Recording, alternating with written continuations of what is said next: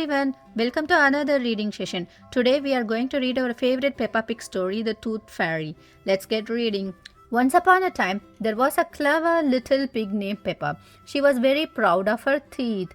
Peppa and her brother George knew how to take care of their teeth. They brushed them every morning and every evening. Peppa and George loved playing dentist. Peppa would pretend to be the dentist and George would be her assistant. George's toy dinosaur was the patient. What lovely, clean teeth you have, Mr. Dinosaur, Peppa smiled. Grr, said George. One day after playing their dentist game, Peppa and George were eating their dinner. Suddenly something fell onto Peppa's plate.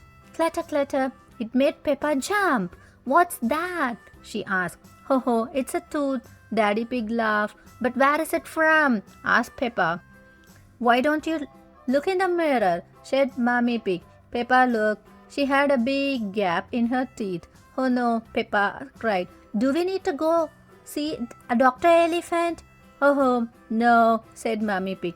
It's just a baby tooth. It meant to fall out. A baby tooth? What's that? Asked Peppa. A baby tooth is a tooth that falls out when you are young, explained Mummy Pig. A new one will grow in its place.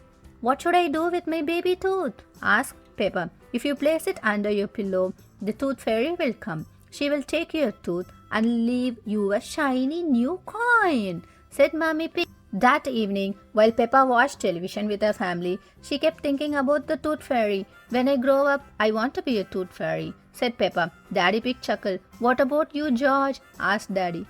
George pointed at his dinosaur. Dinosaur, he growled. Come on, George, shouted Peppa. We don't want to miss the tooth fairy. They both ran up the stairs to get ready for bed. What are you doing, Peppa? Asked Daddy Pig. Peppa was carefully brushing her baby tooth. I want it to be nice and clean for the tooth fairy, said Peppa. Peppa tucked the tooth under her pillow. Are you sure the tooth fairy will be able to find it? She asked. I promise, said Mummy Pig. Just you wait and see. Good night, Peppa and George. Good night, Mummy. Good night, Daddy. I am going to wait up all night for the tooth fairy, Peppa said. George, let's not go to sleep. George smiled and nodded. Peppa waited and waited. She could hear something. Is that the tooth fairy? Peppa wondered. George, she whispered. Did you hear that? Can you see the tooth fairy? She climbed down to look at George. He was fast asleep. It was him making the noise. I am much better at staying awake than George, Peppa sighed. She settled back in her bed. After a while, her eyes started to close. She quickly opened them again. I am going to stay awake and see the tooth fairy, Peppa said to herself firmly. But soon she was asleep. Tinkle, tinkle. What was that?